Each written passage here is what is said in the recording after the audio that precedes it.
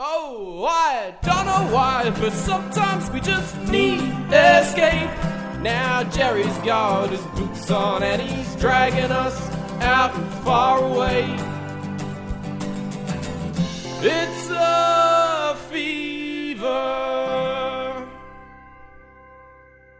Kia ora, kia ora, kia ora. Welcome to another episode of Te Araroa Fever. Ki te whakaronga mai koe ki te Te Araroa Fever, the podcast that is anything and everything to do with tramping in the Te Araroa Ranges. This is episode 6, Islands in the Sun, ko Jerry toku ingoa. I am your host Jerry, an imposter expert who just loves to yarn about tramping in the Te Araroa Ranges. For today's episode, we'll be talking to another one of my close friends about a trip that we did to Island Forks. For those of you who are not sure where that is, you'll find out soon. And then we'll be doing walk and talk today with an awesome guest about their passion for volunteering as a hut warden and all the awesome work that they do with many other volunteer organisations in the Te Araroa Ranges Forest Park. That person is also a member of the Palmerston North Manawatū Tramping Club. But as usual, before we get into things, there's always a laundry list of things to talk about, the notice board and the housekeeping and, But I did do a poll a couple of episodes ago, and, for those of you who have missed it, it's about what we consider maybe some of our steepest slogs, our hardest slogs. Slogs of the Te Araroa Ranges is basically what I've been calling it. But it doesn't necessarily have to be a slog. It could be just one of the parts that you find really hard. It doesn't even have to be uphill or downhill. And I want to do a quick shout out to a bit of correspondence I got from Mike from the Hutt Valley, who emailed through with some fantastic examples. Some of them I've already mentioned, but I'll just list them off here. I've got it right here with me. Kapa Nui from the Ngāti Road End, which is one that I keep talking about. I think another one that I did mention on the last episode was Neil Forks to Maunga Hooker, going over Constantina Knob, but Mike says here that it's not bad, that knob, to break things up. The East Holdsworth track, you've got Midwahine Hut down to Aokaparangi. My darling and I did that last year. That is a steep one. Midwahine to Isabel, yes, agreed. Waitewaewae to Shoulder Knob, yes, agreed. Mitre Flats to Middle King. He says here technically not a track down. I don't know if I've done that one, but Mitre Flats to Mount Mitre, yes, definitely. Dundas Hut to Cattle Ridge, yep. And Arete Forks to Wahine Pinnacles, which I've been over the top of when doing the Northern Crossing, but I haven't been down from the Wahine Pinnacles down to Arete Forks Hut. So, good shout on that one, Mike. The only other thing I'd say is maybe a good example, and I've never done this, but from Cow Creek to Arete Forks Hut, I've heard, although I think it's improved in the last wee while, has been one of the worst tracks, I've been told, in the Te Araroa Ranges. So not that that's deterred me ever from doing a track, but that one I've heard is a terrible one, and maybe not too much uphill or downhill, but just I've heard the windfall on there was quite bad. So yeah, anyway. I would like to consider that the slogs poll is closed. However, I just realised that I've been doing some more interviews recently for upcoming episodes, and I did mention it in one of those ones in about 2 episodes' time. So you'll just have to put up with me talking about it for a little while longer. But you can still feel free to contact me with an email with any thoughts, feelings, suggestions on that matter of the poll, or not on that matter of the poll, if you've got any other ideas. So you can do that at tararoa.fever@gmail.com. So, moving on to my reflections, and last week I started with a new section of my reflections by starting a Te Araroa 101. So that's exactly what I intend to continue on with at the moment. And this week I thought it was particularly apt to do the Te Araroa 101 on access points of the Te Araroa Ranges. I covered rivers first of all, and that was just a little bit of a discussion with my production manager Finn. He thought that the audio that I did on that one was actually a little bit better than the access points. So today we'll cover the access points. Right, so Te Araroa 101. The Te Araroa Ranges. They span roughly from about Upper Hutt in Wellington through technically to about Palmerston North, although that northern section of Palmerston North is less accessible and more has the Te Araroa trail that goes through it. So it's more around the Levin, Shannon side of, on that western side, and also the Eketahuna area that sort of has the most northern access points, Eketahuna being in the Wairarapa. There are several access points between those northern points and that most southern point of Upper Hutt on both east and western sides of the Wairarapa and Kapiti coast. So the access points starting from Upper Hutt / Kaitoki as follows, and we'll start with Upper Hutt / Kaitoki. If you listen to the last episode, Al and I entered from that Kiwi Ranch YMCA spot at Kaitoki. Now, when I say that, that's not to be confused with the Kaitoki campsite, which I previously mentioned. I think they filmed Lord of the Rings there, the Rivendell scenes and stuff like that. That camping spot is a really cool place to take the family. It's got a river going through. I can't even think of which river. I think it's part of the Upper Hutt River.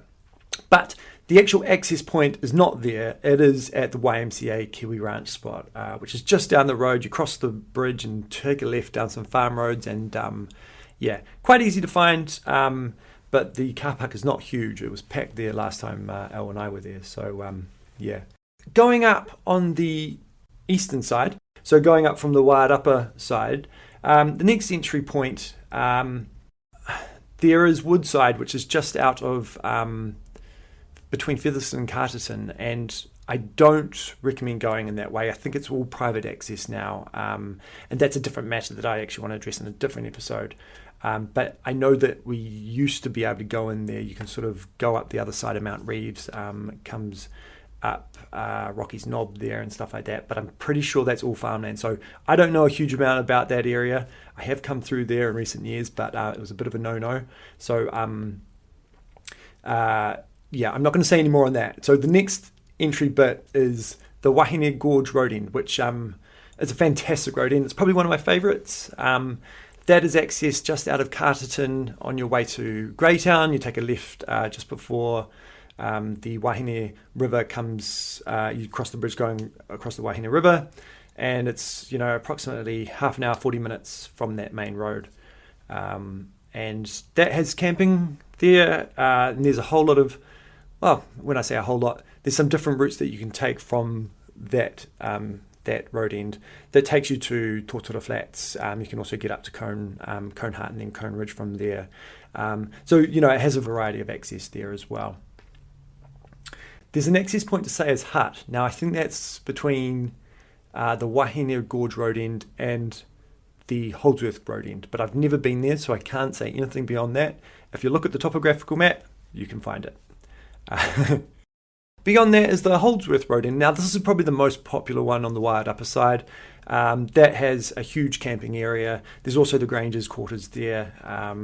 I think from memory, camping there a few years ago, it costs about $8 per person to camp the night there.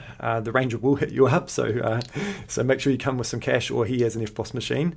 And that has some really good access points as well. You can sort of do the famous Great Walk of the Tararoa Ranges, which is the Holdsworth Jumbo Circuit. But you can also get up to Adi Whakatū from there. What else is there? That's Donnelly's Flats. You can also get to Tortora Flats if you sort of start heading up towards Power Hut on the Holdsworth Jumbo Circuit. And then from those access points, you can go anywhere onto that first main range, really.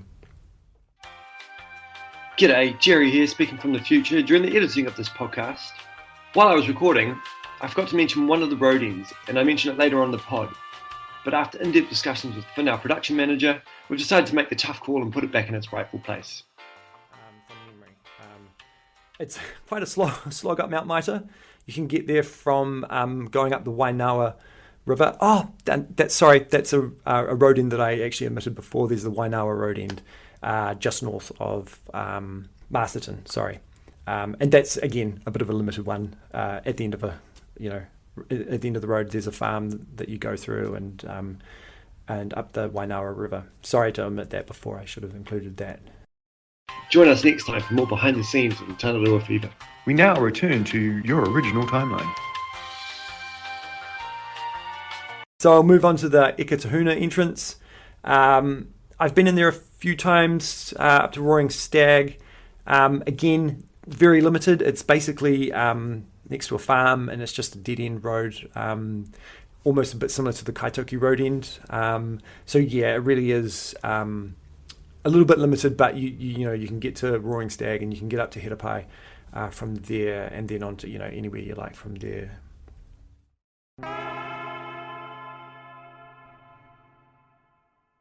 On the Kapiti side, I'll start from going south up to the north end. There's the entrance at Recount,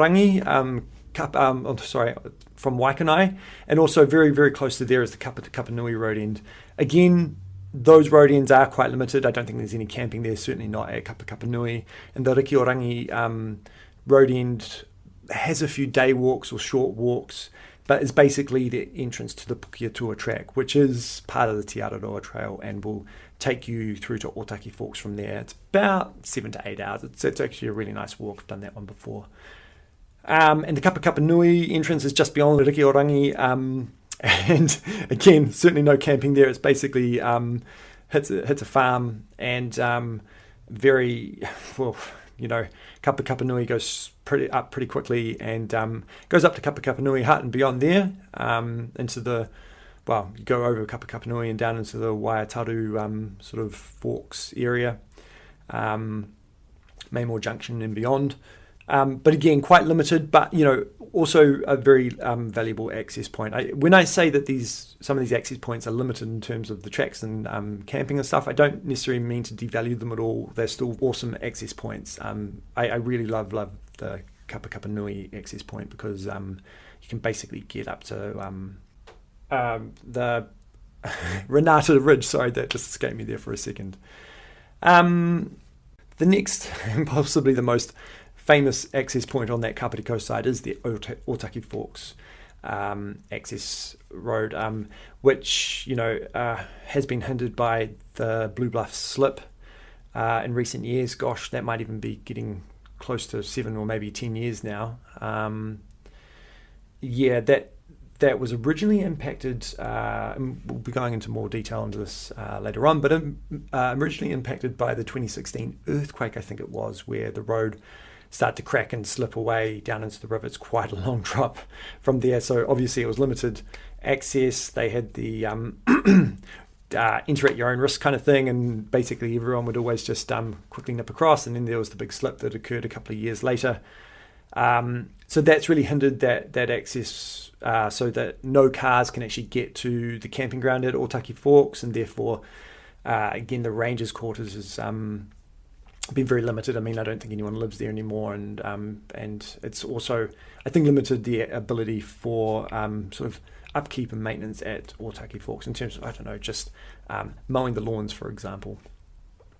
But Otaki Forks has fantastic range of tracks that you can take from there. You can go up to Field Hut and beyond there to the Southern Crossing, or up to Maunga Hooker, etc. You can take the Waitewaewae track to Waitewaewae and beyond, or you can go up the Eastern Waitaru Forks and end up at Maymore Junction and over the hill from Kapanui. So yeah, a really, really fantastic point of entry there. Then there's the Podes Road end at Levin. Again, I'd say that it's a little bit limited, although there's some fantastic options.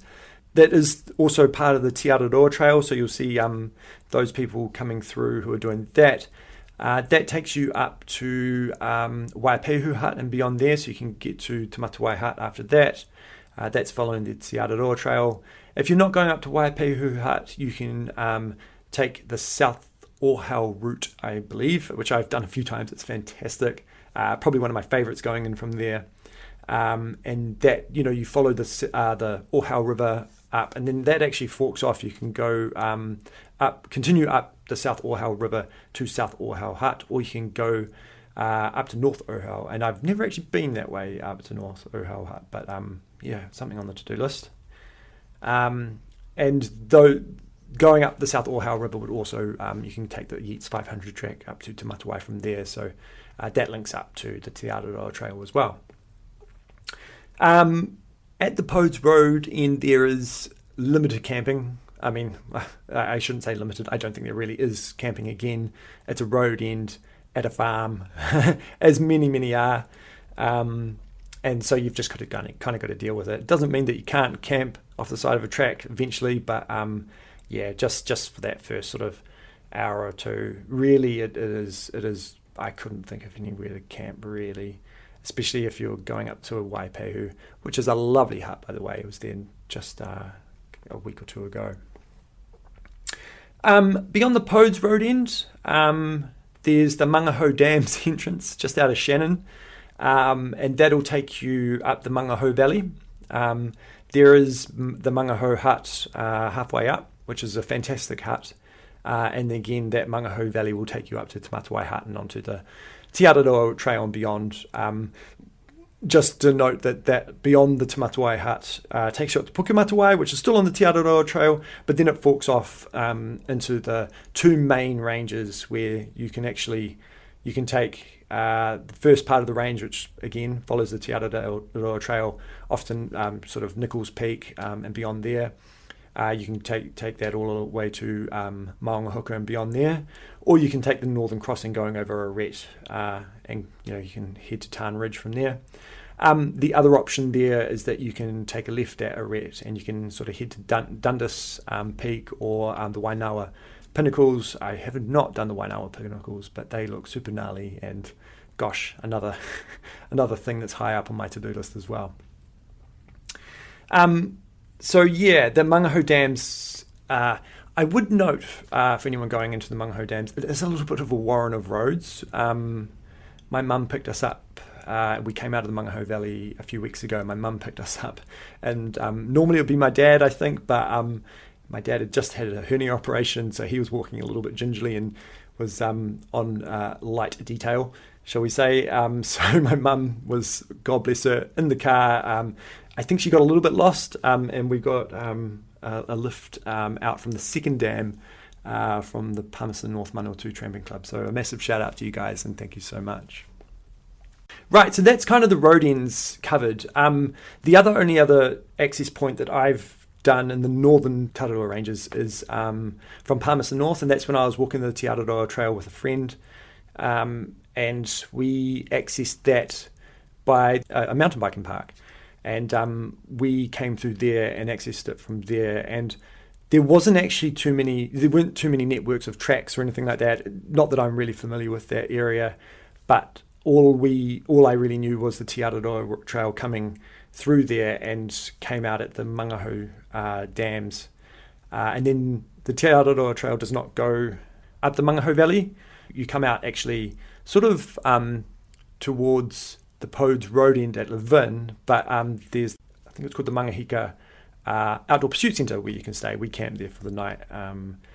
You can find a lot of information about the Te Araroa Trail there, but they're a bit of a Te Araroa Angel, I think they're called, where you can sort of post your food parcels there and they'll hold them for you until you get there and stuff like that. This is all Googleable, so don't take my word for all of it. If you are going out on a trip and you're not so familiar with some of these access points, please do give it a good Google. The doc websites are really good. I normally start by Googling a hut that I am interested in going to, and on those websites they'll have a link to the topographical maps, which is great for map gazing and identifying your trip, as more holistically, I'd say. But then it also has really good information about, I think the heading is getting there, and it'll have sort of approximate trip times from a road end to a hut and to another close by hut. It's normally the next closest couple. So yeah, I encourage you to always probably do that before going on a trip, and just not taking this Tararua 101. I don't really want to hold too much liability in that regard, but this is really just to be quite informative for those who might be starting out. But let's continue on. And here with me next will be my friend Kentos to talk about a trip that we've previously done. Back right after this.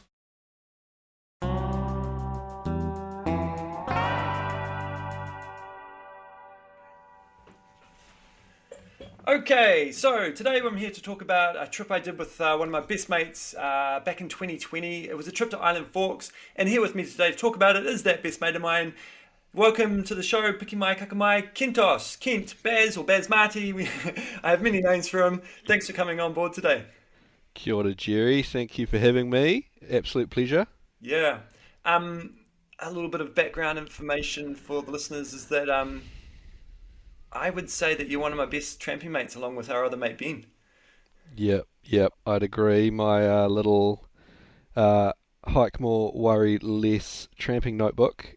Every single entry has me and you in it. So you've appeared in every single tramp since about early 2020. So Yeah, yeah, always a good time. yeah. And oh mate, I love tramping with you. I love your company, and I think we do some pretty cool trips together. And this one was, I think, your idea.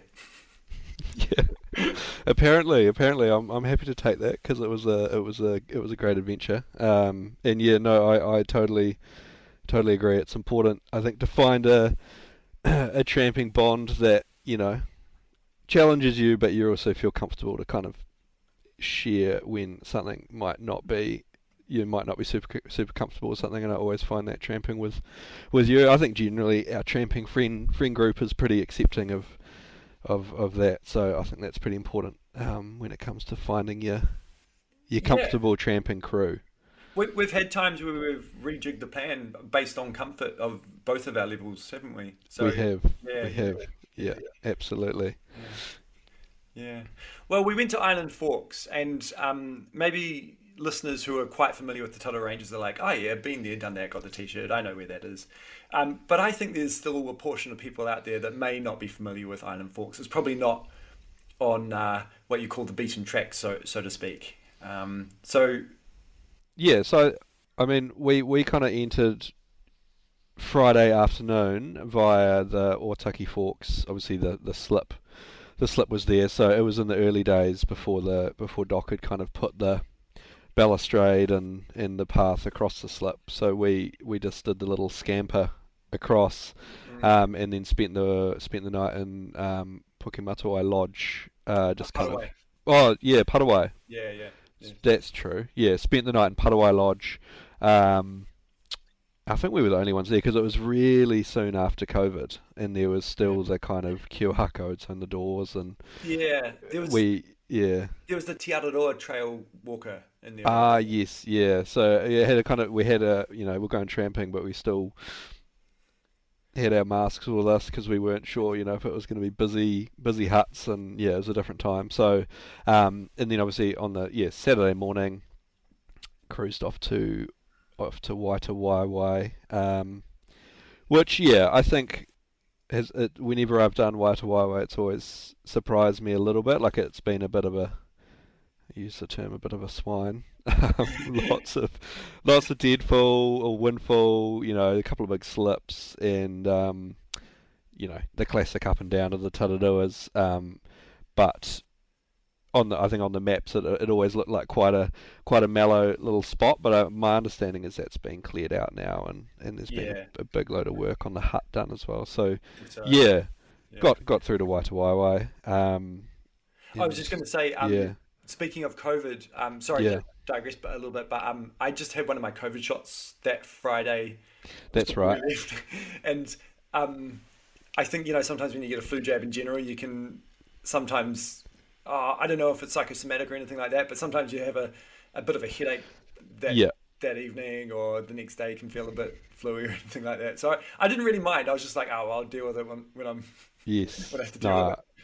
Yeah, I remember that. And like just before Waitewaewae Hut, I think we made the call to just jump in I think we were probably a little bit sick of the up and down rooty terrain, and I think we just decided to drop into the river and go to the river right to the hut, which seemed like a super idea until we arrived at the hut, and it was a massive deep pool with a very sheer bank to climb out of. So I think we were kind of chest strap deep, and we missed the spot where you we went too far. We got a little bit too keen on just going down the river, and clambered out, and then as I think you tumbled back in at one point, but that was all good. We got out, and it was a nice little warm up for the river after the hut, and then you had a nice lunch in Waitewaewae. It was pretty damp and unlived in, obviously with COVID lockdowns that had just happened. So, yeah, the hut needed a bit of love, which it has had now, which is good to hear.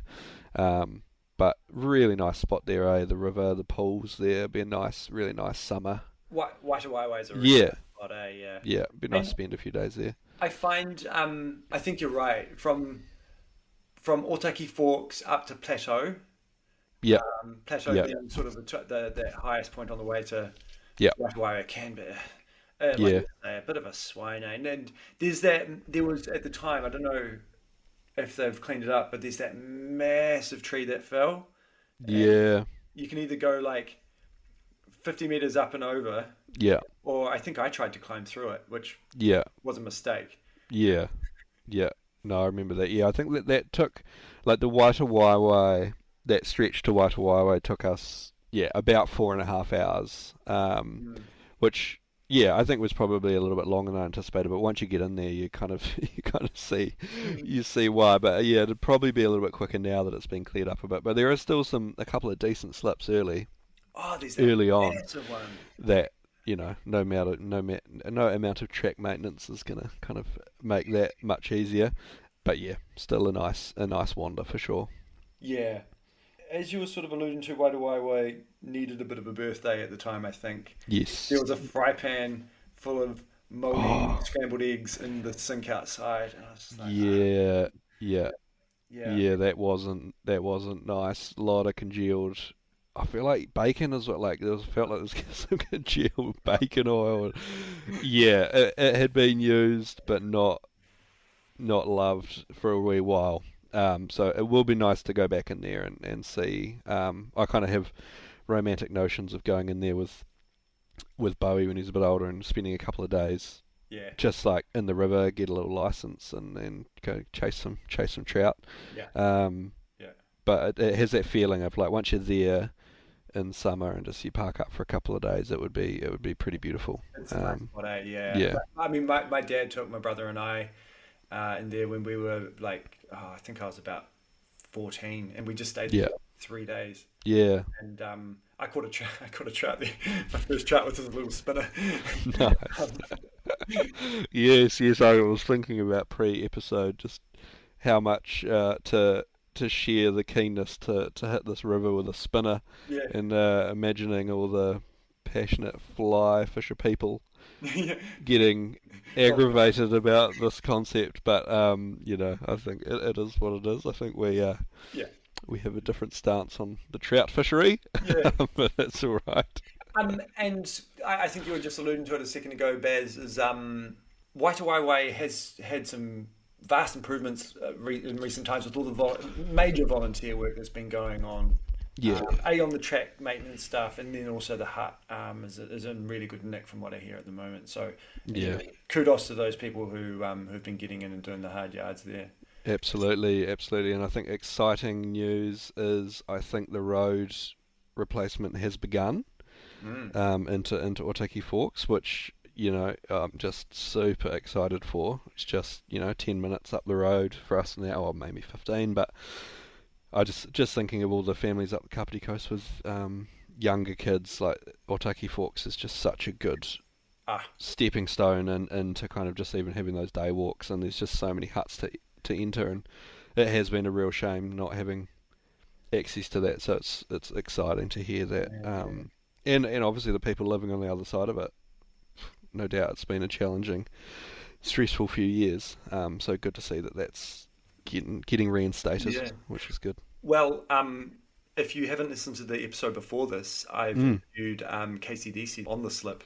Oh, so perfect. That's one to listen to with lots of information about progress and timelines and the options that they've faced. Awesome. Well, good. I'll go catch up on that. And I've got the gear episode. I can't remember the title right now. I've got to go catch up on that as well. Yeah, that's it. Yep. So I'll be back listening to those. All good. On the day that we were at Waitewaewae, I was pretty wet at that point. We went for lunch. Yeah, like you say, I had sort of we were trying to climb out. You'd done it successfully. I'm usually pretty good at climbing up and out of things, but I can't quite remember if I slipped or a root came out of the bank or whatever, but I ended up back in the drink. Yeah, I Um, think the cactus bag. I think we overbalanced maybe a little bit at the top, and it just toppled you back in. Yeah, I don't really mind about a bit of water. It's not too no, bad, and it was a lovely day, so it yeah, was all good. yeah, absolutely. In your notebook, was it an Mm. hour for lunch that you've got there? Yes, yeah, we had an hour. I think we brewed up a cup of tea, warm you back up, dry you off. And yeah, I think we weren't in any particular hurry. I think we kind of yeah, I mean, we didn't really know because neither of us had done at that time a heap of just like pure river because as we'll talk about once you kind of leave Waitewaewae, there's a little bit of track before you drop into the river, but we're pretty much in the bed Yeah, all the way to the hut. So we weren't really sure, on the yeah, map it didn't look like it was going to be too long, but again, we weren't really sure on what that terrain was going to look like and how much that's right. in Um, and out we were going to have to do.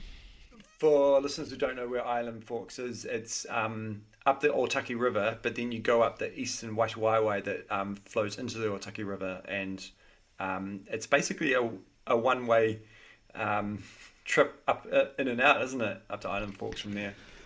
Yeah. It's just kind of once I can't really recall how long we were on the track after Waitawaiwa, but it kind of felt like five or 10 minutes Yeah, that it's not you long. would no, yeah. So you just kind of we dropped off, and when you're in Waitawaiwa, that valley, like it feels quite classic Tararua River Valley hut, like it's quite closed in. It's a bit shady, and we kind of just entered the river, and the valley just like opened Oh, I love that right bit. up. I love Yeah, going in there. yeah. It's Sun was pouring in. such a serene spot when Yeah, you cross the Otaki River over the bridge, and as if you're going up to Nichols, up onto the Western Main Range. But you don't. You drop into the river, and that valley just gets really wide, really quick. And like the river was really wide, but it was only about mm, ankle deep, and just a yeah. gentle current, wasn't it? Yeah, and it was just the sun was pouring in, and it felt really quite unique to really for me, like in the river, kind of in the Tararuas, like it was just different to kind of what I experienced in the past. So I think we were buzzing in there for sure.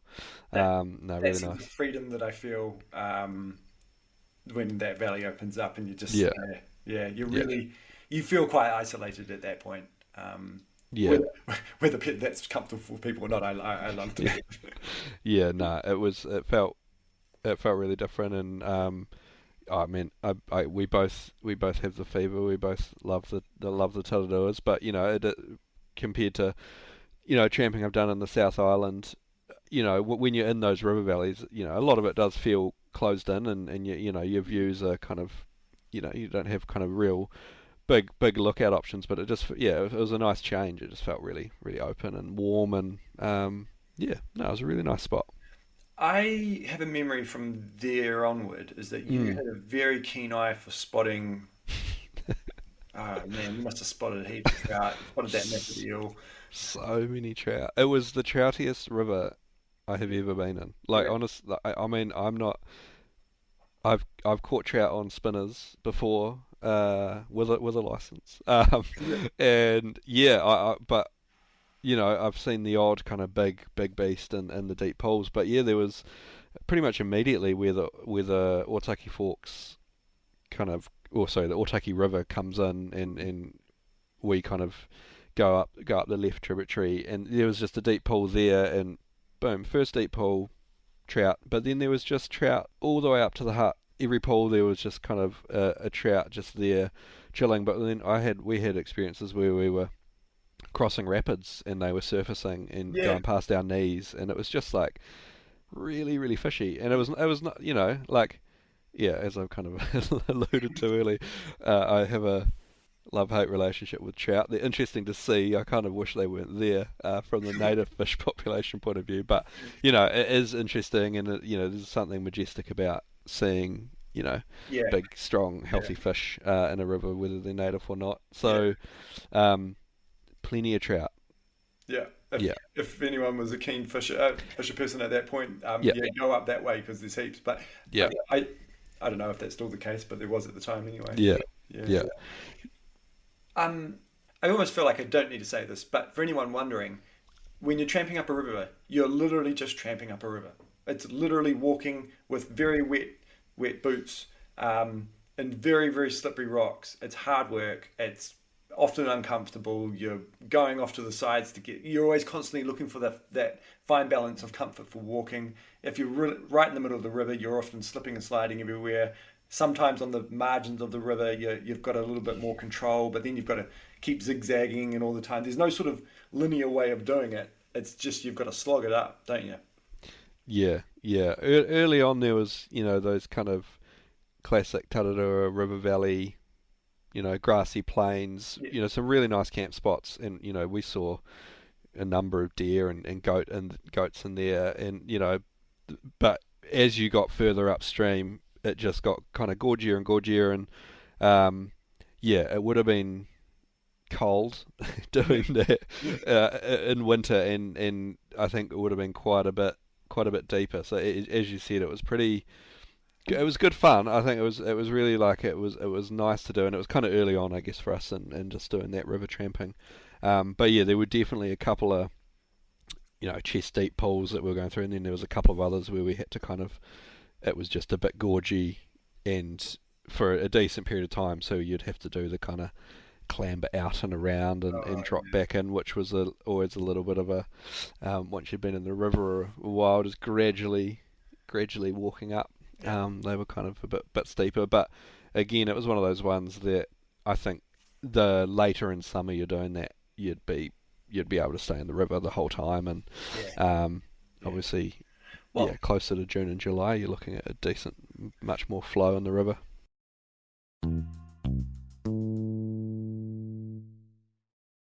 We were on the flats, beautiful flats, right? Really nice flats. You could have camped there, no worries.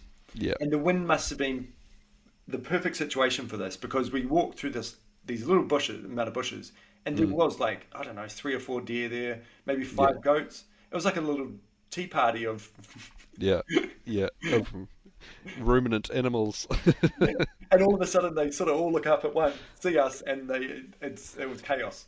I remember Coase has got a story of a deer spooking a deer and running across the river and injuring itself. I'm not sure if that's Coase, but I was witnessing this this deer run away from us up the river rocks, just hoping like hell it didn't break its leg or hurt itself. It was just it was an intense moment, but it found its way and got it was the away last from one us. of all its mates, and I remember it stopped in the river and turned back at us. Yes, and I think I said to it, I just looked at it and I went, "Don't stop! If I've got a gun, you're gone." Keep going. So which was nice. Ideally they wouldn't be there, but it adds a little bit of kind of excitement and buzz to the experience when you're seeing deer in the wild. Goats. I mean, like you say, there are people who love hunting and love it. Our conservation values are probably that you'd prefer them not to be there, but but they're beautiful. They're beautiful animals. Novel seeing them. And then there was just that massive eel that we saw in one of the pools as well. It was ginormous. Massive. Had been there a long time. Really, that was the takeaway from that tramp really up into that hut, was just it felt like, and again once we can talk about the hut a bit more, but the logbook, from memory it might have been 4 or 5 months since the last entry had been in the logbook, and it had that feeling of not many folk got up there, and so there was it did feel like there was a lot of wildlife that just wasn't very comfortable, and just obviously coming down and drinking and feeding by the river, so it had that feeling of not a huge amount of people got up there, so that meant that there was a lot to see. It was really quite a hunter's paradise, so to speak. It was on the forks, there was a fork off to the Eastern Waitewaewae River just forking off more. Yeah. And it was just on these flats, really, wasn't it? Yep. Beautiful little, like, the hut itself was set back maybe, I don't know, 50 meters or something from the river. And yeah, you turned to kind of, I think it was like feel like gentle right hand corner, and then there's a beautiful little grassy camping spot. It was like a fire, just your classic kind of rock fire pit, picnic table, kind of like a bit of line or twine for hanging your clothes up, and then the hut was just kind of set back, just up off a little. That's right. Had like a little wooden patio, but the size of it was just like, I think both me and you are about 6'3". Yeah. And we've got a pretty funny photo where we're standing out the front, and both our heads is taller than the arch, like the ridge line of the hut. Yeah. So it was very much a dip your head and clamber in. Yeah. And a two bunker, eh? Just a two bunker, eh? Two bunk and a bench. and a little bench. And little window kind of above the bench out into the bush, and it was perfect. Like, it is small, and you're definitely just kind of sleeping and reading in there, but it was perfect. Like, it was a nice little unique hut to bag, and I'd definitely be keen to go back. But yeah, definitely one to have your tent with you, because if you're not the first one there, there's nowhere to sleep. So that's a really good point. Definitely have your tent with you. We cooked dinner on the picnic table anyway. Yeah. There was no need for us to sort of be cramped in the hut. No. The wee bit of almost that it is. Yeah, but it was definitely keen to go back. Really unique destination. Obviously, whatever tramp you're doing, you need to be, on the weather forecast. You probably got some option, off-piste options to exit, but really, you're reliant on that river staying down. So, that's the other thing to consider. Just when you're heading in there, is you'll be in the river a lot. So, I think we had a bit of drizzle that evening, but yeah, there wasn't much rain around, so we didn't have too much to worry about. But it definitely had that feeling of. Look, I had these nightmares at the time of having to, like, Teams into my work team meeting on Monday morning from the hut. Because if it had rained really, really hard, either in the hills or just where we were, and that river starts flooding, you could be isolated quite easily. I mean, it was fine. It was totally fine. But it was. I think adding to it as well, it was kind of first tramp after being locked down for those months, and I definitely found that quite like. It's kind of like whenever I go tramping after a long break from it, it's just getting familiar, and I think the lockdowns heightened that. Like, it was outside of the global context of it all being out of control, being locked down at home, everything felt pretty controlled, and you were kind of in control of everything, but getting used to going back out into the bush and being very much not in control of a lot of things. And so I definitely found that it was a bit of a challenge, that trip, of just like getting used to being back in the bush and being like stripped right back to the bare minimum, and that definitely played on my mind. But that was a good reminder for me, I think, to kind of keep getting out into the bush, because it was there was just a few years just with uni and things like that where I wasn't tramping as much, and I think the confidence was kind of you just become more confident and comfortable the more you do it. So it was a good reminder to kind of just keep getting back out there and being okay with the unknown of what tramping can bring. But always tramping with you is always it feels like a safe space to kind of share those feelings. So no, it was a nice destination. That felt a little bit intrepid. You and I were studying together, weren't we? And it had been a little while since we'd gone out. I was doing my masters, you were finishing off your law degree, and we were in the thick of it, and good grief, so it was really nice to get out after that. Oh yeah. Absolutely. Tramping in the Tararoa is a good way to decompress. Baz, I'm just looking at the topo map at the moment. I've got Island Forks in front of me, and quite conceivably, it wouldn't be actually too hard. Wow, I say this. I don't actually know, but the ridge above Island Forks is called Oriwa Ridge, and it actually links to Waipahu. Yeah. Funnily enough, I'm sure it'll be a hard work getting to Waipahu from there.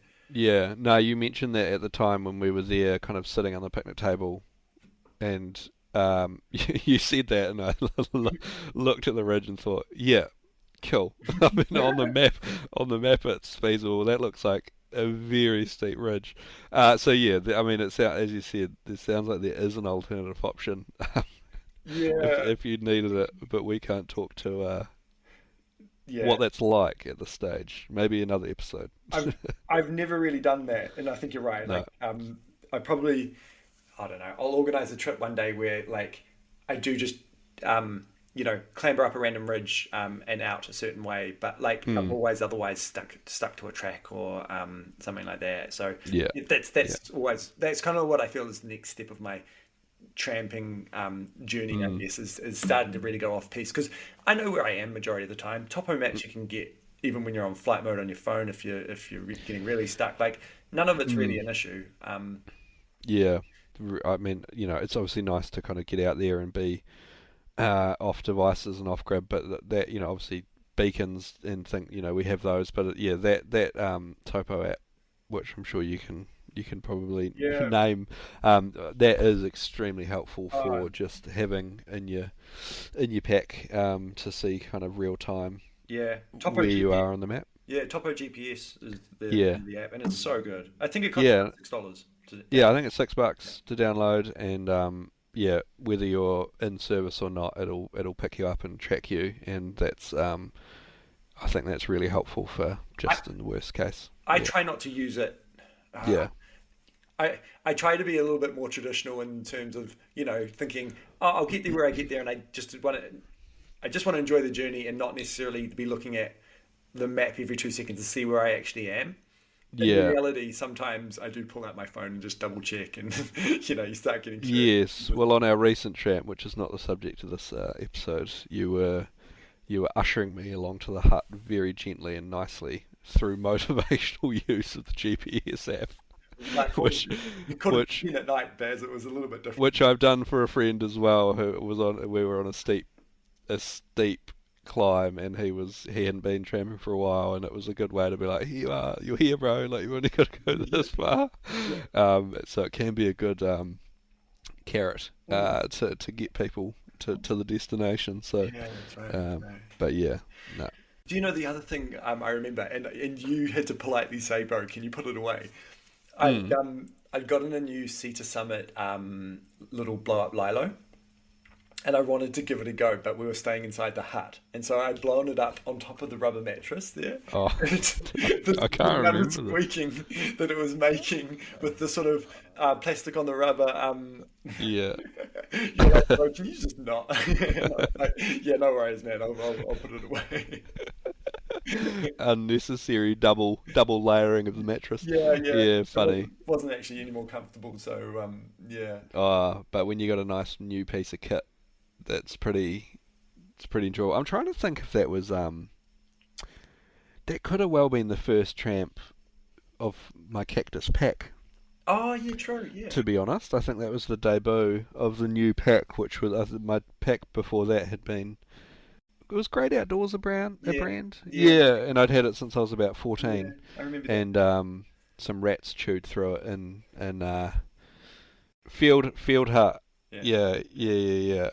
Chewed through the top, so the cactus bag came out, and I think that was the Island Forks was the first. Yeah. First tramp for that, which was nice. We also had our MSR tent with us just in case, didn't we? Yes. I never really go anywhere without it. No, we've both got that, and Ben and Bridget have got one too. Bit of an MSR crew. And then you and I, you and I were both wearing our Scarpa boots as well at that time, weren't we? Yeah, I'd say so. Yeah, we're all matching now. Yeah, we're all matching. Yeah. Again, my boots prior I'd had for years and years and years, and then I went and spent many hundreds of dollars on a pair of Solomons, and they broke down after my first tramp in the Tararoas, so went back and got some Scarpas, and they are well and truly they're awesome. built for the Tararoas. So river walking in my Scarpas, I feel very secure. They're leather, they're heavy, they weigh you down, but you're never going to roll your ankle in that river, I don't think. No, you just fall over. Your ankle, you just fall over and your ankle's fine. Yeah. Yeah. Anyway, I don't want to get too off piste. We still got to come back from Island Forks and get home, and it was pretty uneventful, wasn't it? It was a lovely day. Walking back down the river. Yeah. Much the same, just a little bit more mellow, just going downstream. It was all a bit more familiar. Really chill. I can't remember seeing much to note, really. We sort of just did everything backwards the day from the day before. We even just came back out the same way of Waitewaewae through it's a bit of a dunger at the track at the time, but it was fine. No, it was fine, and that was just it's always the way, really, that exit on the road after a couple of big days in the bush, that little 30-minute walk out on the road, the legs are a little bit heavy, the scarpers are feeling pretty like two bits of lead on the end of your feet, so that's always a little, but a decent cool down for the legs, I guess. And there was trusty Coes on the other side of the blockade to take us home, and it was another successful mission, and another couple. I think they're both. I hadn't been to Waitewaewae or Island Forks before, so that was another couple of huts to add to the tag and bag. The tag and bag. I am curious about people that do the hut bagging and the Te Araroa Ranges, and I've hopefully got a interview coming up with someone who's been tagging and bagging soon, to ask them if they sort of considered huts such as Island Forks. Is that one of the tag and bag ones to make, that you can then consider you've done them all, or because there must be heaps of huts like that around. Like, I don't know, I'm thinking of Snowy Hut up the Eastern Waitewaewae Forks. It's not really an official hut. It's not dock maintained or anything. I think it's just one of the lost huts of the Te Araroas. But at what point do you draw the line? Yeah. Oh yeah, man, that would be a great mission, to get in there as well. That'd be a nice little summer one. Because a lot of that'll be in the river, that'd be nice. No, that'd be cool to get a bit of perspective on that, and to see how they I guess from a numbers game, there will be lots of loops you can do with lots of huts on, but I guess as you tick them off, you kind of have to go on these weekends where you're getting just one hut, as you get towards the end. But there's no shortage of huts. There's heaps of them in the Te Araroa. It's epic. I guess that is a key question. Do bibs and small huts count on the hut bagging? Surely. Schedule? Yeah. I don't know, but it depends on how purist they are, I guess. Yes. Yeah. No, it was an epic time. Really good mission. And just something a little bit different. I think it was just kind of it just appeared like it seemed like a good idea, and it definitely was.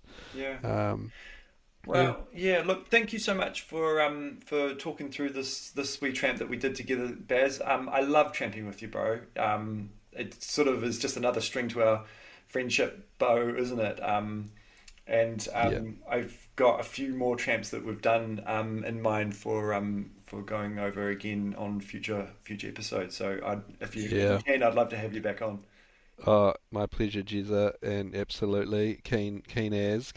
And yes, I very much love tramping with you as well. And it's special to kind of have a core kind of tramping buddy to share these trips with. And anyone out there can definitely recommend just a little like notebook where we just I just jot down all of our missions and little key points and timings, and it's always nice just to flick back on that and kind of reminisce on the past missions. I really do appreciate you doing that, and like you say, recommend it to other people, because a lot of the recounts of my stories are just from my memory, and obviously I don't remember everything perfectly well, so so having someone like you to reference back to even what month we did it in is really good. Really nice. But no, absolute pleasure, Jerry, and got the fever, love the pod, and very keen to kind of share some more journeys that we've done, and hopefully we'll get many more together. Fantastic. Thanks very much, Baz. Awesome, bro. Love you lots.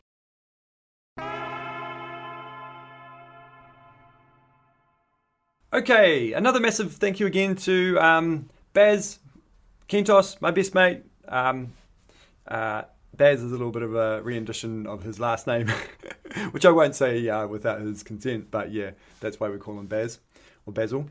But thank you again, and it was a really fantastic trip that him and I did to Island Forks. I know that our discussion went a little bit off-piste there, but I hope it was all good fodder for everyone nonetheless. Okay, let's get into a quick break, and after this, we'll see you for Walk and Talk with our very special guest from the Manawatū Palmerston North Tramping Club. Oh, we've been walking miles and now we'll take a break. And Jerry's got his boots up, so we'll sit a while. Don't you go away.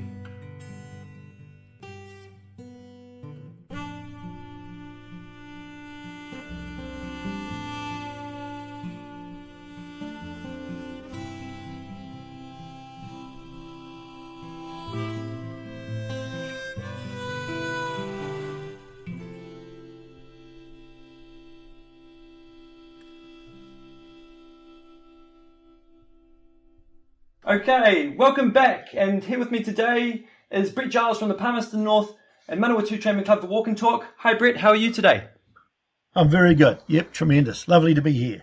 Thanks very much for joining. As we get into things, I wonder if it's worth mentioning how we met a few weeks ago now, at Mangaho Flats Hut, which you were the warden of that day.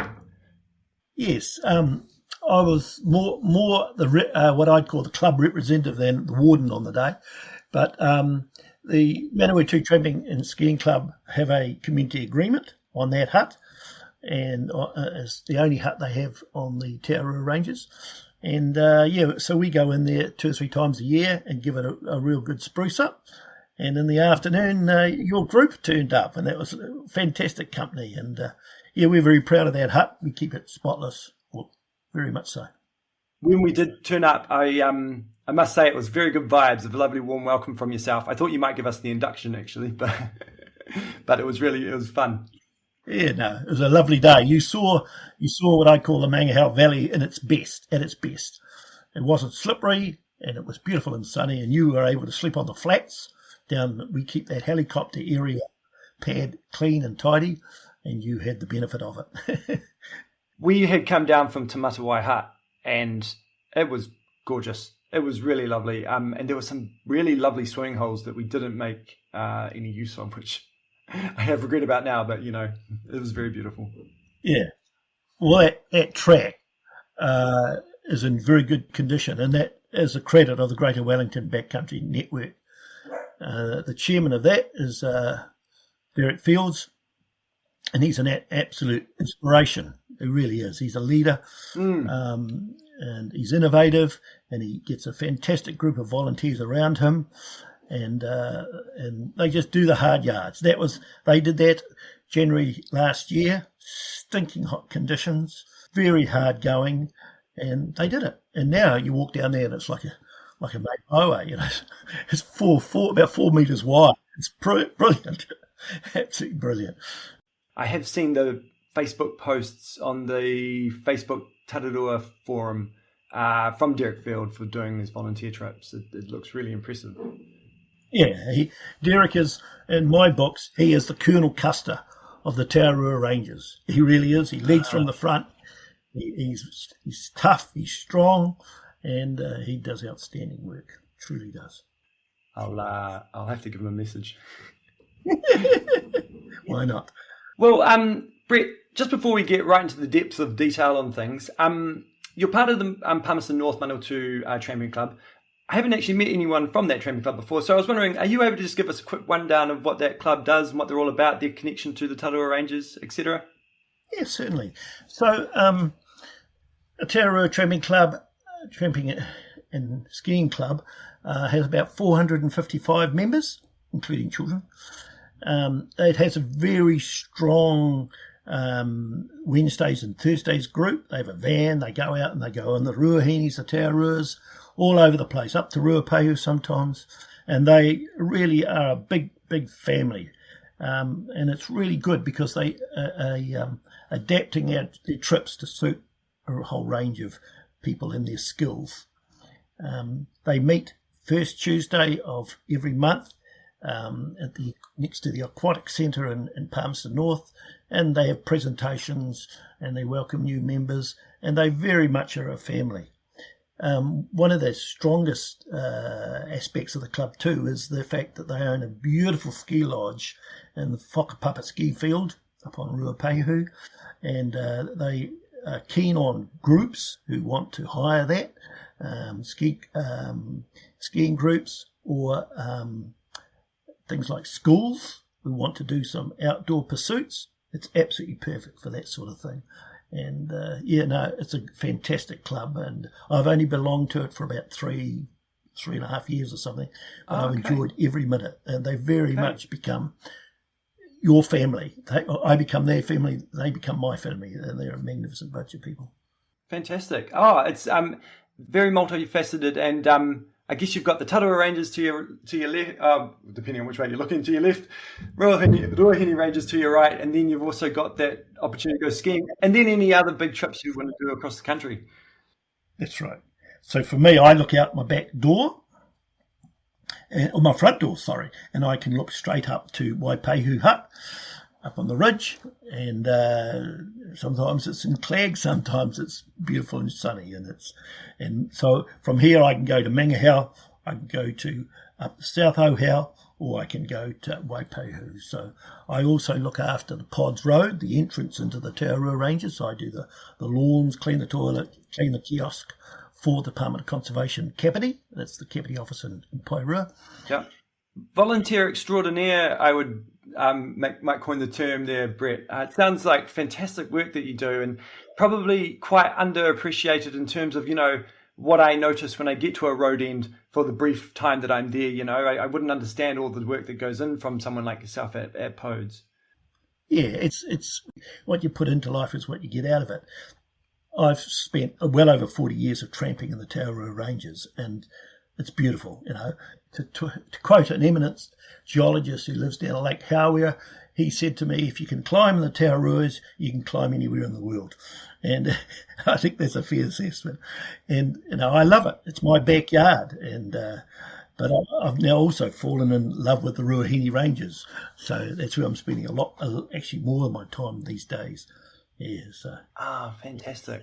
I love meeting people who I feel that equal passion for the Tarawa Ranges to myself, because sometimes I think people think I'm crazy. But 40 years tramping in there, you must have seen so many different things. I can't even imagine. And when you said, a second ago, that you've only been with the Palmerston North Manawatū Tramping Club for only 3 years, that struck me as well, because you seemed... What is your background into tramping the Tarawa Ranges in case, and then maybe how eventually did you get to Palmerston North Manawatū Tramping Club? Okay, so I lived in Tawa, Wellington for the last 40-odd years, and I've been volunteering for Department of Conservation for the last 9 years for the Masterson office, and they've been marvellous to look after. My primary hut that I look after in the Te Araroas, besides Mangahau Flats, is Totra Flats, and I'll be off there in a couple of weeks. And I've been the hut warden there, as I said, for 9 years.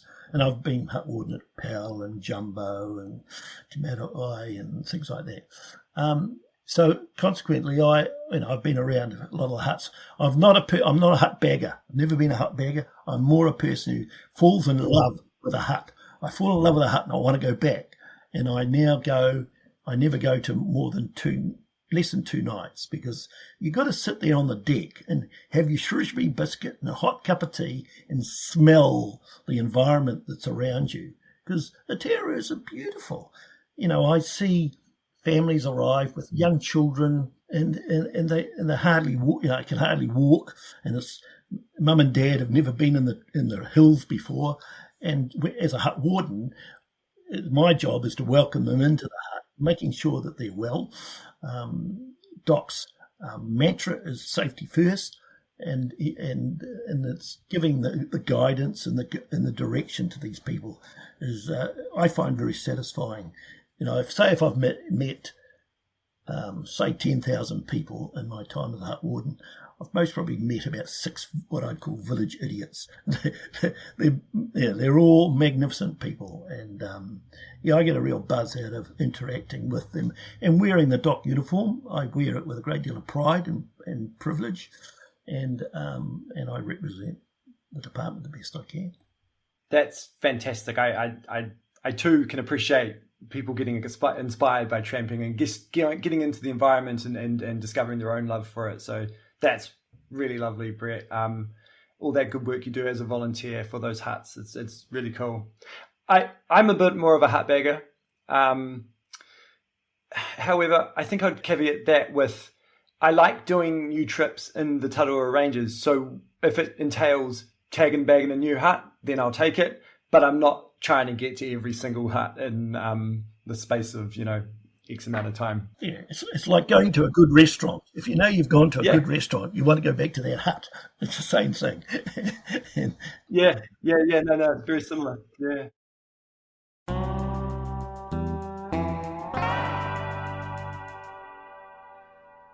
Can I ask you a question about the bookable huts? And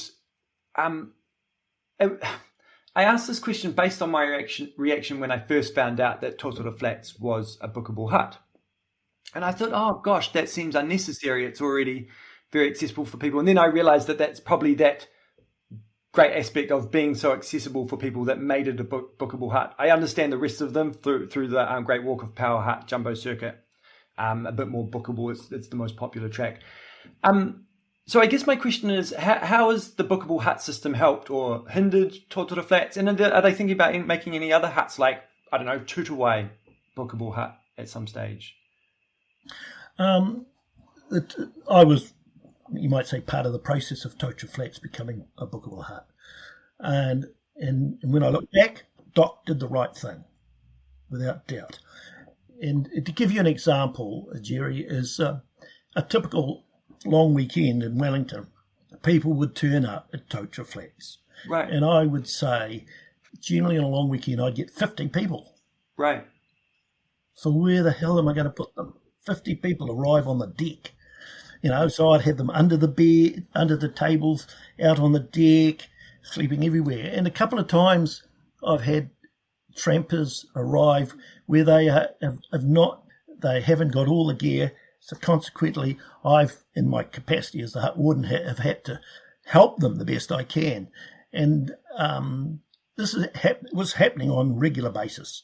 A good sunny weekend in Wellington, everybody wants to get out, and they all end up at Totara Flats. And that was not good. And we had a few scary moments at times. One weekend I had 70 people in one night, and that's not on. So consequently, 70 people kind of arrive en masse. The first ones arrive around about 1 o'clock on a Saturday, and by 8 o'clock, the stragglers are starting to arrive, and a lot of these people are not catered. They haven't planned the trips. They just thought, we thought we'd just turn up. Well, I'm sorry. If you turn up, you're going to have to carry an airbag or a foam mattress or foam pad or something, because all the beds are taken. And so consequently, especially with families, that's where it's made the difference, is that the families can arrive knowing they get a bed. Like last Saturday night, I was at Sunrise Hut in the Ruahine Ranges, and a group of Girl Guides arrived, and they knew that the bed was there for them, and that takes a lot of stress off a lot of people. And I think that's opened up a whole new, I'd say, sector of people going tramping because they've made a booking.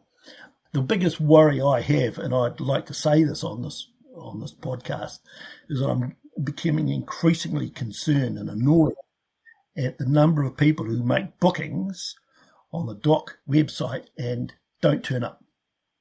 So I have people arrive, and I say, I'm sorry, you can't stay the night at this stage because we're all booked up.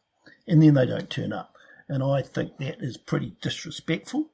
I don't like it, and Doc can't do anything about it because people have paid their money, and just let the side down, you might say, when other people are screaming out for a bed. I always accommodate them somehow, that's... some people get this opinion that they can book every bed in the hut, therefore they book the hut out. Well, that's not right, because dock huts are always a safe haven, and I will always welcome people and protect them and provide them a comfortable night's accommodation the best I can, because it's essential. Doc's mantra is safety first every time, and that's very important. No, absolutely, yeah. And that's one of the benefits of having a hut warden. Right. Yeah, no, I love your values towards this. This is really good. Yeah. I do see this as a reflection of the more, the Tararoa Ranges, other tramping and other areas getting more and more popular with the general public in New Zealand. Do you think there's a future where they're all bookable? Well, it depends on the population and the number of people using the Te Araroa Ranges. It is very possible. Department of Conservation have to have a governance policy in controlling the masses that are coming in, and yes, it's very important that those facilities can be used wisely. That's where I really do agree with you, Brett. It's that regulation and control that you can have by people going in there, like yourself, being a bit of a hut angel, a warden, being able to monitor what's going on. If there's more firewood that's needed, that can be addressed on a more regular basis. If the place just needs a birthday, then you are able to record things.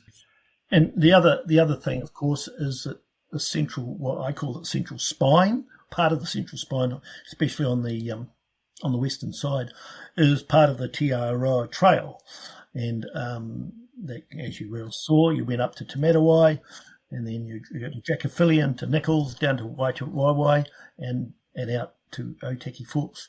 So that is a busy route, extremely busy.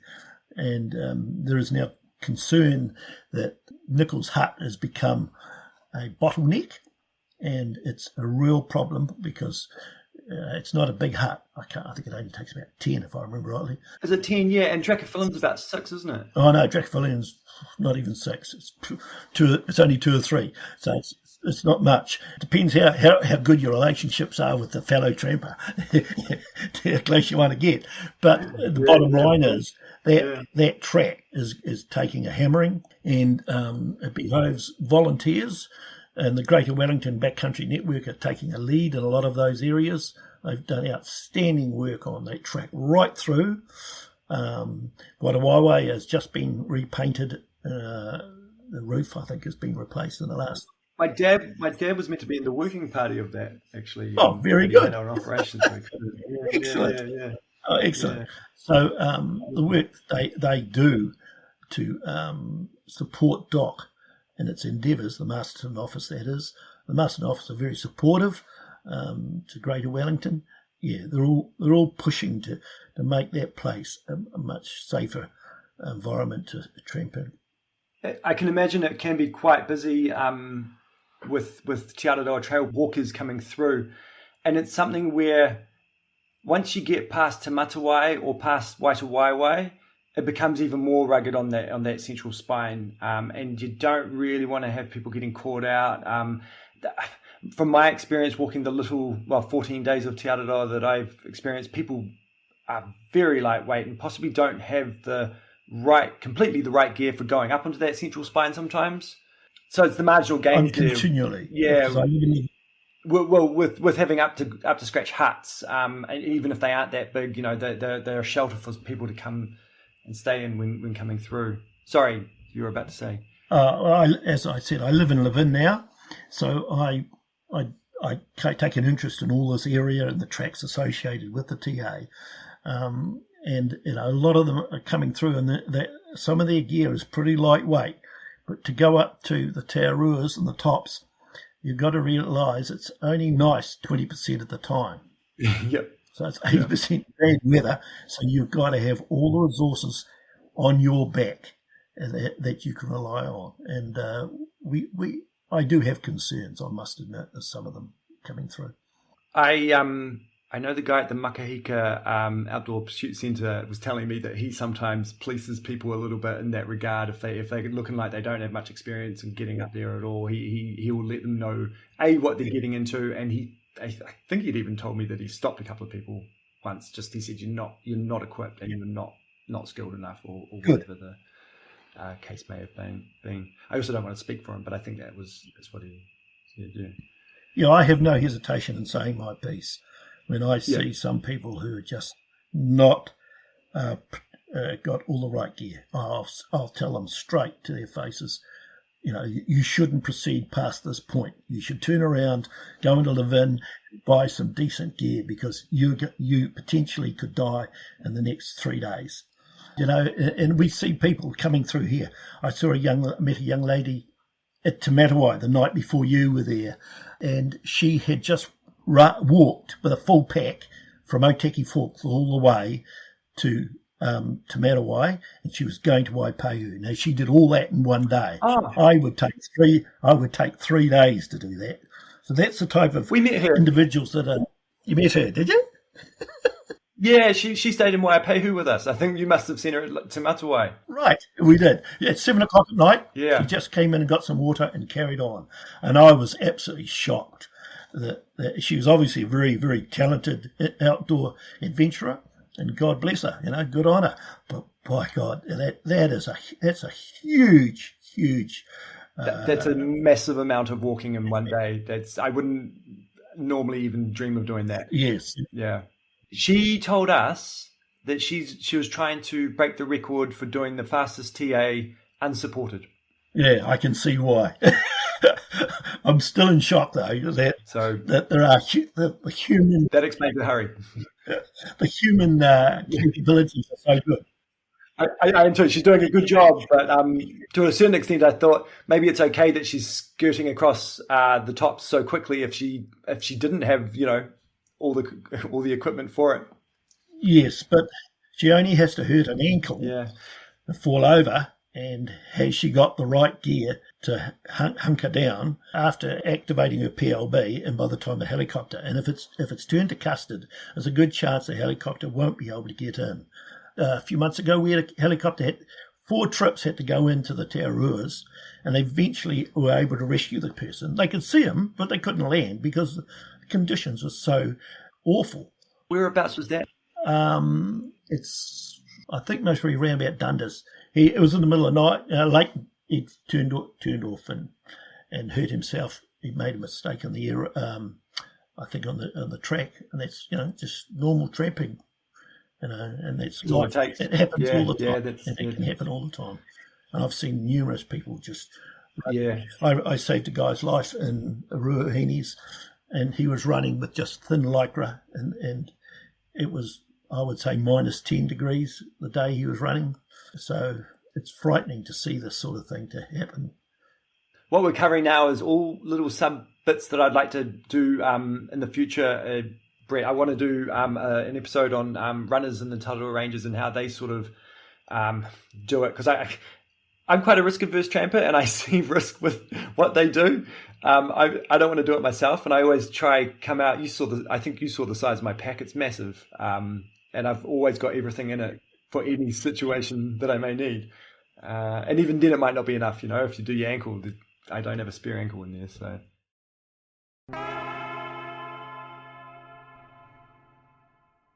I was just wondering, are there other pressures on the Te Araroa part of the Te Araroa Ranges that you see, like with the amount of people coming through, the gear that they have? Is there any other pressures or concerns that you have around that? Only to the extent of track maintenance. One of my roles or interests is I volunteer for the Manawatū branch of the Te Araroa Trust, and magnificent group of people under the chairmanship of Brian Way, and he's got great people working with him, and we're putting board rafts right through from Gladstone Road. We're going to go as far north as we possibly can, and some of these muddy patches are horrific. Just about a muddy swimming pool type thing, and we're working through. That's where I was yesterday. We put 6 in yesterday, and it's a big job, but we've got some magnificent volunteers who are stepping up, and we build our rafts ourselves. We built about 150, I think, just before in November, and we'll continue to build more. And the Te Araroa Trust has been very supportive of funding for us, and it's a fantastic group of people to volunteer for. So the general public, if they want to help the Te Araroa Trust, they would welcome new members to come along, and there's work from Cape Reinga to Bluff. There's continuous work Quite literally, that has to be maintained, because they do take a hammering. We when I meet these TA walkers, these are just not people who have decided to walk. These are people who are international trampers. They work out a program, and each year they knock off another international track. And the TA is, the Te Araroa is an internationally recognised, highly respected track to walk. So we're getting, the number of guests that we're having through the country is just magnificent. It really is. Yeah, lovely. Yeah, Fantastic to talk to. If you get the time to stop to talk to them, they are lovely people. They really are. They really are. Like I said, I've done 14 days with a friend. She was doing it in segments, and her last bit was I walked with her from halfway up the Wanganui River to the Makahika Podes Road end, basically, and it was fantastic. That sense of liberal freedom that you have, yeah.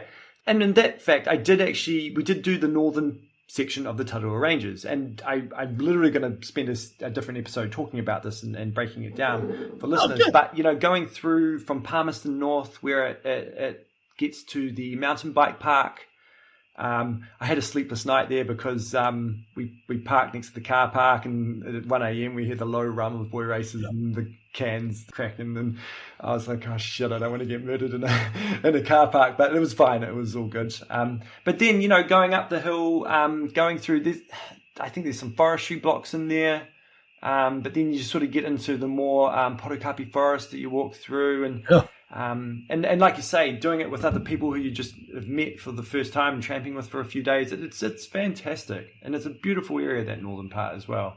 Yeah, and and the Manawatū Trust is determined to make it better, the best way they can, and they're working very hard on it, and they've got a dedicated group of volunteers who are really making a great effort. Can I ask a slightly random question? Apart from the Te Araroa Trail going through that northern section to Podes Road, is there much? I don't think I've done any other tramping in that part. And is there many walking tracks or places to go in that area, or is it really just the Te Araroa Trail that goes through? Really, Te Araroa Trail. Yeah, there's a few. People you need to talk to are the SAR people. They know all the tracks. Yeah, right. Of course, you've done your Mangahau, you've done your Ohau, and then you kind of, that part of the Te Araroa just starts to kind of become somewhat closed off, you might say, with the forestries, as you suggested. I just want to reiterate the outstanding efforts of the Greater Wellington Backcountry Network. A really big trampers right throughout the bottom of the North Island to join the Greater Wellington Backcountry Network. They've got about 272 members. It costs you nothing to join them, and you just go on the website and join.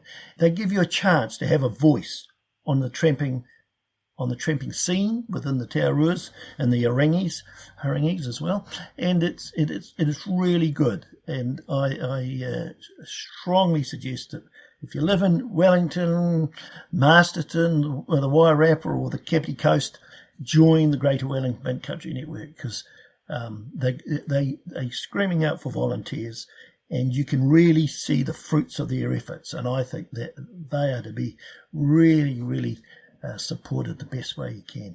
Oh, fantastic. I mean, I live in Christchurch and I might join them. Why not? And they'd welcome donations. You go on their website, they welcome donations. The local trusts are magnificent, and so is Doc Masterton is supporting them. But they are really good. One thing I would also like to say is for me, I do a lot of volunteering for the Department of Conservation, Palmerston North. I have a magnificent senior ranger who looks after me, Demelza Lowe, and she's very innovative, and they work very, very hard in keeping those huts in the Ruahine ranges as best they can. They got devastated by the cyclone last year, the year before, and I find that an invigorating office to support, and I again suggest to the communities, if they want to help Palmerston North, they would, I think, welcome any, like Manawatū Gorge has to be looked after. There's all these huge amount of work that they've got, and they've only got a limited number of rangers who can get out there, and they're so compromised by the weather. It's one thing I've learned volunteering for the Department of Conservation. Their work style, their lifestyle changes by the hour. So they look out the window and say, look, they plan their month ahead of themselves, but their workload is dependent on the weather, and their daily workload can change by the hour, because one moment they're flying in a helicopter and next they're not. And I've seen it firsthand, and it's so frustrating for them, and I think they do an outstanding job.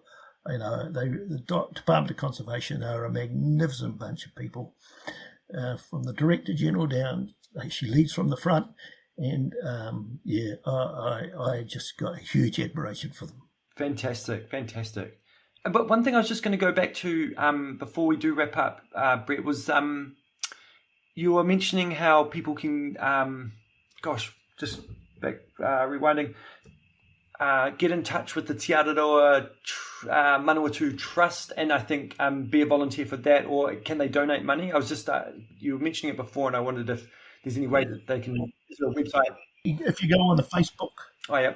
Yes, on the website or the Facebook website. If you want to go on the Facebook website, you'll see all the activities that we're up to and what we're doing. And they're a great bunch of people. Ah, fantastic. That's great. I'll try and encourage everyone to get in touch in any way, shape or form they want to. Yeah. Look, thank you so much for your time again today, Brett. It's fantastic having someone of your experience on the pod and plugging all these fantastic volunteer places that do such fantastic jobs, and are probably a little bit underappreciated by people like myself and the general public. So a big thanks on behalf of all of us. It's fantastic work that you guys do. My pleasure, and thank you, Jerry, for putting all this together. It's been a very enjoyable time. Right, thank you again to Brett Gillies. Look, I had a fantastic trip out in the Manawatū Valley with Brett, as you would have heard, with actually Kentos and our other friends Ben and Bridget. Brett was fantastic when we got to the hut, was very, very warm and welcoming, and I've heard fantastic feedback from Brett from other people now, particularly an upcoming interview that I do with a Member of Parliament, so stay tuned for that. Right, that's probably about it for the show, folks, but I know that we're coming up to Easter, so I just wanted to say the hills will probably be quite busy. I think lots of people like to make use of the long leave that we can get if you take the 3 days and over just after Easter. I think it's the Tuesday, Wednesday, Thursday on leave. Then you get about a 10-day break, which is fantastic. So if you are going out, please do take care of others around you. Be aware of others around you, take care of the weather. Make sure you've got all your equipment. And the other note that I wanted to mention is it's basically we've come into the raw season, which means that there's lots and lots of hunters out. I know that lots and lots of hunters always want to be responsible as well. It's a bit of a high-risk sort of sport that they're in. And so just make sure that everyone's taking care of each other. Everyone's being super diligent in what we're doing, particularly from a tramping perspective. Just be careful if you're going off piste. Make sure that you might be wearing colours that don't intersect with any colours that the hunters may be worried about. So in that respect, but yes, look, it's a big forest park and we can all enjoy it, I'm sure. The other thing I wanted to mention was last weekend was the Southern Crossing run. I can't remember what it's called off the top of my head, but we'll have a very, very special guest in the next episode. He actually runs it, so it gets a little bit of a, when I say runs it, he manages it. sorry, and has formerly run it, I think. And so we get a bit of an insight to that person, particularly in regards to their experience with doing the SK. So yes, I think this will be one of my favourite episodes coming up next. So yeah, stay tuned. And look, as I said, folks, if you are going out, have a wonderful time. I can't wait to deliver you the next episode shortly. All right then, mate wā.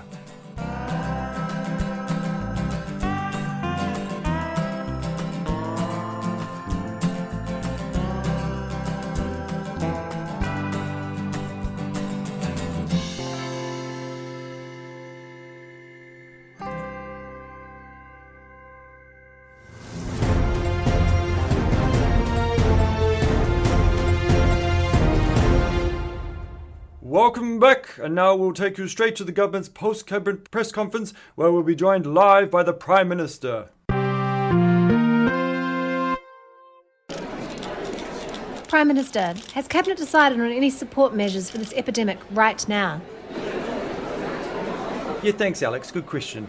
Right now, we're just canvassing a range of options from officials from the Ministry of Outdoor Recreation, and we'll be hopefully landing on a way forward quite soon. But now we really do understand the urgency is quite a large factor right now. Prime Minister, has Cabinet considered any subsidies for people who might be suffering quite badly at this point in time?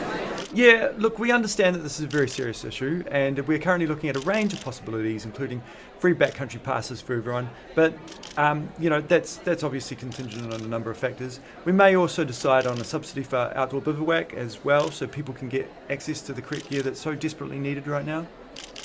Yes, Jerry, Prime Minister, sorry. What about the weather? How can you control that for those who need to get their fix? Yeah, well, we're working with the Met Service at the moment and on a particular piece of procurement that's put in an order for a low-pressure system coming off the tropics, which will hopefully deliver a nice gentle northerly for the next few weeks, which will mean people can have lots of access to the tops as needed. Prime Minister, what are you doing yourself to make sure that you're staying safe during this time? Yeah, good question. Thanks, Nick. I'm going to be doing the Southern Crossing this weekend. It's just a one-nighter, it's all I had time for, but hopefully that will provide me with the initial immunity that I need. But I may look to get a booster in a couple of weeks, and in that regard, I might look to do the Mount Mighty at the top of that in that case, yeah. Look, that's all I have time for, folks. I have to go pack my bag and get all the rest of my gear sorted. Have a great day.